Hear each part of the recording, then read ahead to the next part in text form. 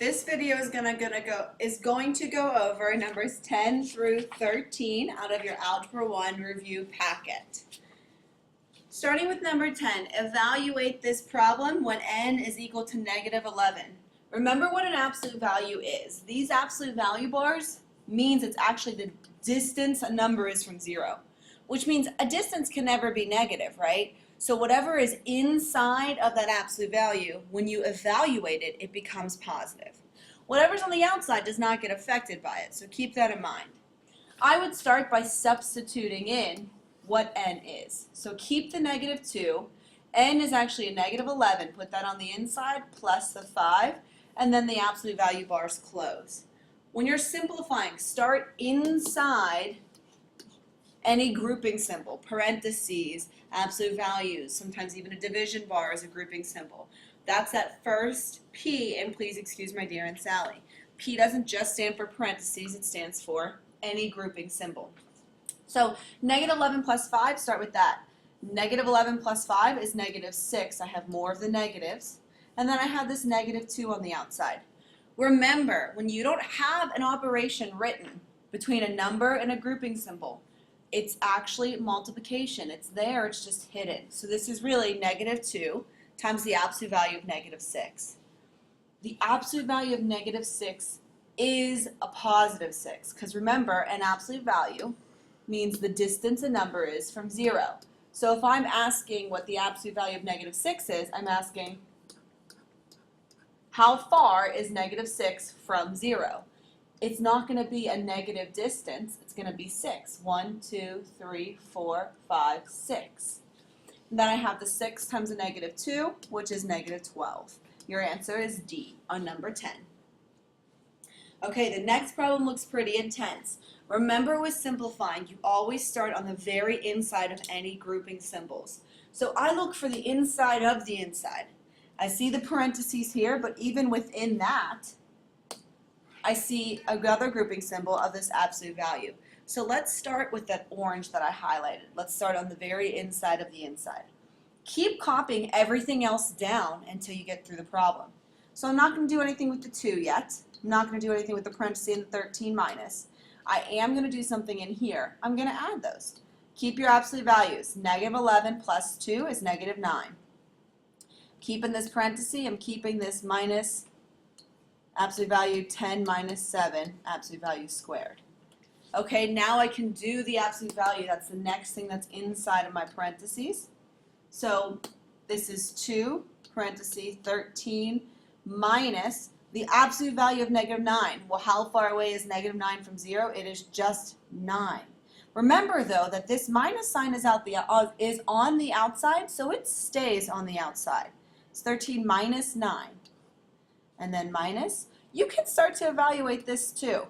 So what is this 10 minus 7? I'm going to have the absolute value of 10 minus 7 is 3, and then I have the squared. So now going into the next step, I can do 13 minus 9 because that's inside of the parentheses. I can also do the absolute value of 3 because that's another grouping symbol. So 2 is going to stay. 13 minus 9 is 4. And then I have minus, that's on the outside. What is the absolute value of 3? Well, the absolute value of 3 is just 3, and then I have squared. Okay, you're almost there. What you have left is multiplication, subtraction, and an exponent. Out of these 3 things, the exponent should be evaluated first. Common mistake that we see is that you want to square this -3. Remember that the exponent only goes to what is directly in front of it if there's no parentheses. So the only thing that's being squared here is the 3. The minus sign is outside. If the minus was going to be squared, it would have to be in parentheses with the 3. Okay, so we're going to keep the 2 times 4. We're going to keep the minus, but I'm going to square the 3. 3 squared is 9. Next step, do the multiplication. 2 times 4 is 8. Still have this minus 9. Final step, guys, 8 minus 9 is a -1. So going back up to my answers now, I can see that my answer is C, -1. I know that had a lot of steps, so make sure you just start on the inside of any of the insides. Okay, I started with the absolute value that was inside of the parentheses. Remember, please excuse my dear Aunt Sally, it'll help you. Number 12, okay, 12 is pretty tough and 12 has a decent amount of work. So if you struggled with 12, follow along with me. We need to simplify this fraction, okay? We have a lot of radicals and we aren't allowed to have a square root in the denominator of a fraction. That's not allowed to stay. So we're going to need to simplify these radicals. Start by just simplifying each separate one, okay? 7 square roots of 12, let's just take that right above there. Remember that you cannot leave any perfect squares inside of a square root. So this is 7 times the square root of 12, or this is 7 times the square root of the factors of 12. Well, 12 can be broken up into 4 times 3. So the square root of 12 can be broken up into the square root of 4 times the square root of 3. The reason I want to do that is because the square root of 4 can be simplified, right? That's the same thing as 7 times, the square root of 4 is actually 2, and then square roots of 3 cannot be simplified, so it stays on the inside of the square root symbol. 4 was broken up into 4 times 3. I'm sorry, 12 was, the square root of 12 was broken up into the square root of 4 times the square root of 3. So this is all multiplication, just remember that. So I can simplify that down into 7 times 2 is 14. What's on the outside of the radical must stay on the outside. What's on the inside must stay on the inside. 7 square roots of 12 can be simplified to 14 square roots of 3. Okay, well let's try the next one. Let's try simplifying 6 square roots of 108. Now my guess is I can probably simplify this down to be left with the square root of 3. Why is that my guess? Well, because looking at these answers, I don't have anything being added, so I think I'm going to have to be able to combine these. And the only way you can add radicals is if the insides are the same. So I'm going to try 108 divided by 3. And the reason I'm trying that is because I want to be left with the square root of 3. It works. So I can rewrite this number as 6 times,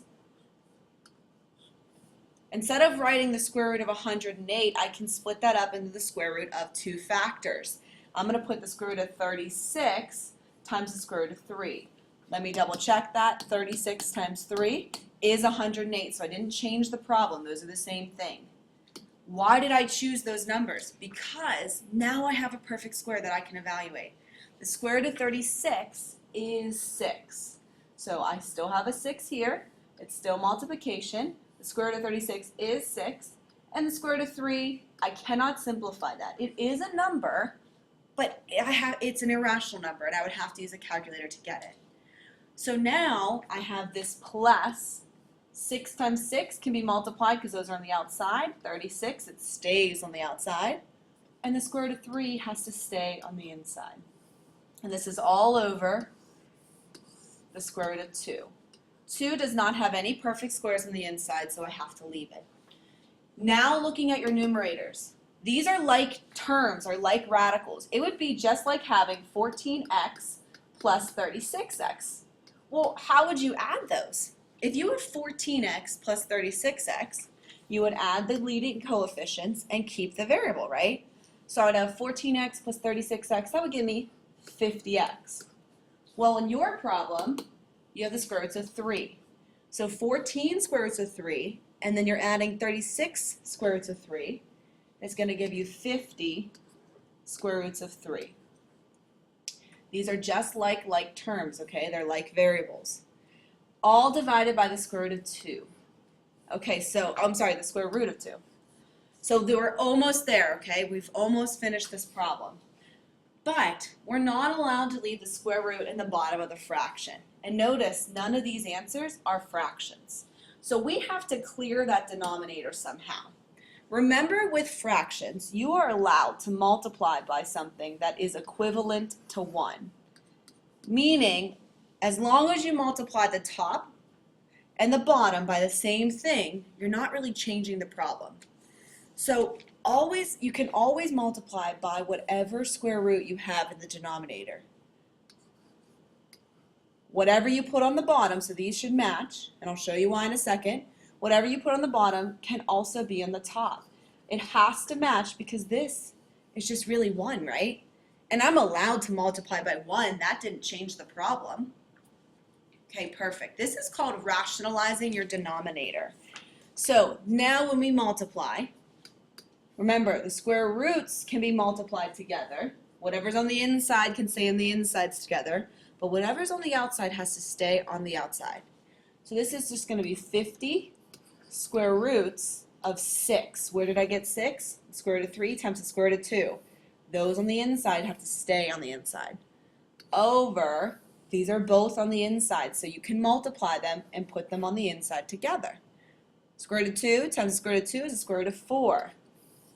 Ooh, I know what the square root of 4 is. Take that one step farther. 50 square roots of 6 divided by the square root of 4 is 2. Remember, this is just one term on the top, so now you can simplify that even more. 50 divided by 2. You do not have to take the 2 out of the square root of 6. Remember that this is not actually 6. It's the square root of 6, which means it's a decimal. But you can reduce this 50 and this 2. So divide them both by 2. You're really just dividing the 50 by the 2. You're going to get 25 square roots of 6 over 1, or just 25 square roots of 6. This is a tough problem. We haven't done a lot of it in Algebra 1. Your answer is B. All right, one more left on this section, guys. Number 13, if you struggled with it, if you didn't remember what a negative exponent is. Start by simplifying the inside first. So I would have 2 times 2. Instead of the square root of 4, I would have 2. What operation's happening in between those? Multiplication. Simplify the inside some more. So I have 2 times 4 to the negative 2. All right, remember that a negative exponent means it goes to the bottom of the fraction. You move it. This 2 doesn't have a negative exponent, so it's going to stay on top. But to make my exponent positive so that I can evaluate it, this 4 to the negative 2 becomes 4 squared underneath the fraction bar. That's what a negative exponent means. Now you can keep going and evaluate. So 2 over 4 squared, or 4 times 4 is 16. And then you can reduce this fraction. Divide them both by 2. You get 1 over 8. Very good, guys. So the last one is A. Again, if these videos did not help, or if you have more questions on these problems, please see your teacher.